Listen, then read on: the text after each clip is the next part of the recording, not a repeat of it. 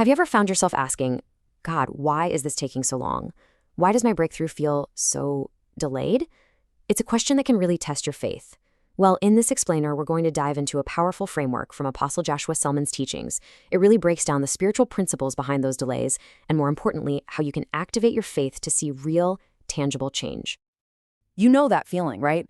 It's just frustrating. You're doing all the things you're supposed to do. You're praying, you're believing, you're trying to live right, but that situation, it just won't budge. It feels like you're shouting at a brick wall.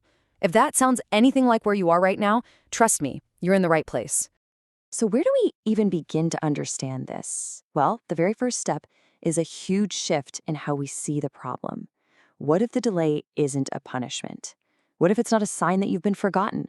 What if it's actually a training ground, a preparation period? And the best example of this in the entire Bible has to be the story of Joseph. I mean, just look at this journey. This wasn't a bad month or a tough year.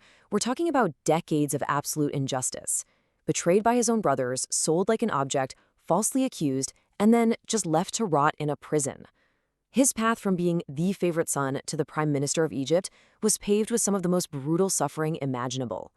It was a process that was designed to completely break him. And this, right here, is the pivot point. This is where it all changes.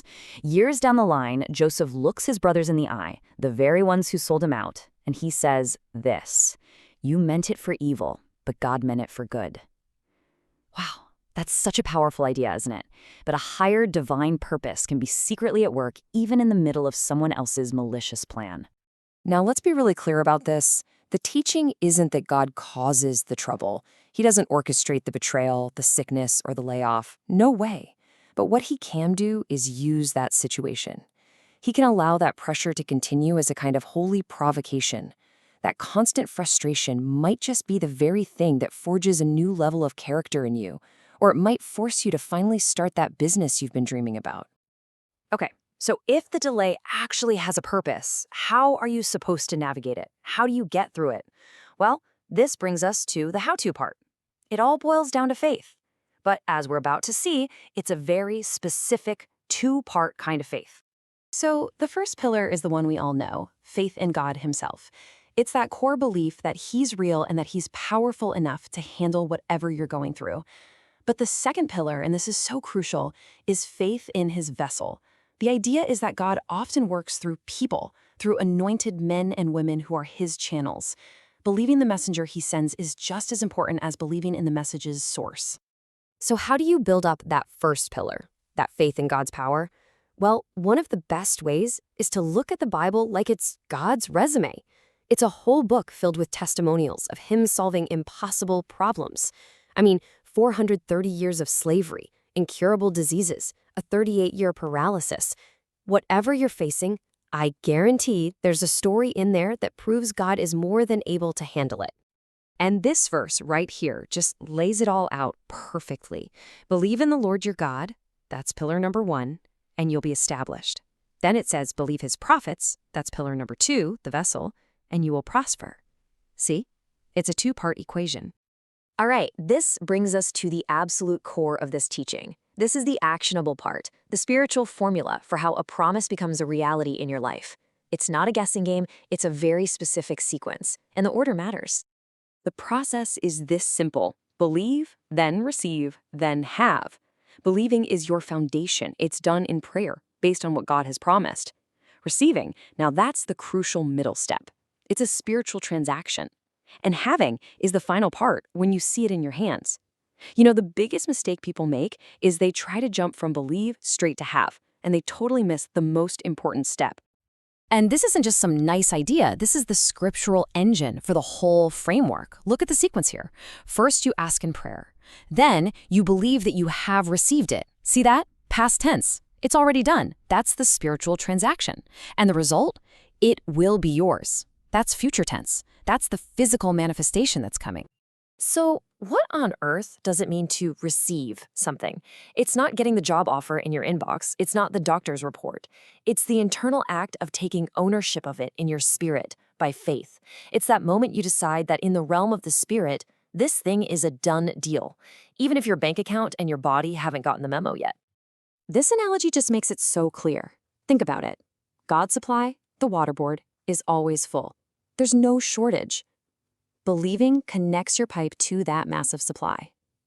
Receiving is that settled confidence in your heart that the pipe is connected and the water is yours anytime you want it. And having? That's just the final, simple act of walking over to the sink and opening the tap. So, this leads us to the final and maybe the most crucial piece of the puzzle. Once you've believed and once you have received it in your spirit, you can't just kick back and wait for it to fall in your lap. That spiritual reality has to be activated by a physical action. I mean, just look at what Jesus told the man who'd been paralyzed for 38 years. He didn't just snap his fingers and say, "You're healed." He gave him 3 clear instructions that required him to move. Rise, take up your bed, and walk. Think about that for a second. The healing power was made available to him the second Jesus spoke, but it was his action, that difficult, painful, faith-filled attempt to stand up, that actually switched on the power in his body. His obedience activated the miracle that was already there. Here's another incredible example. Peter's in a boat, middle of a storm, and he sees Jesus walking on the water. And in this moment of just crazy faith, he asks Jesus to call him out there.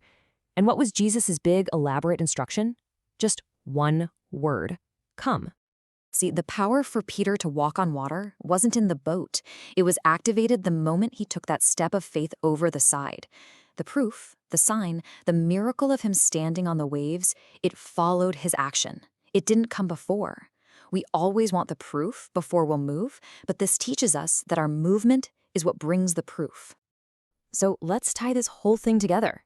It starts with belief. That's the foundation. That belief puts you in a position to receive the answer in the spiritual realm. But that spiritual transaction is ultimately just potential until it is activated and made real by your corresponding action, your step of faith. It's a dynamic cycle, and every part is essential. So the final question isn't about whether God is able or if he's willing.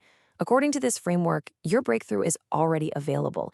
It's been believed for, it's been received. The real question for you right now is this: what is the corresponding action? What is that first step out of the boat that you're going to take today to have it?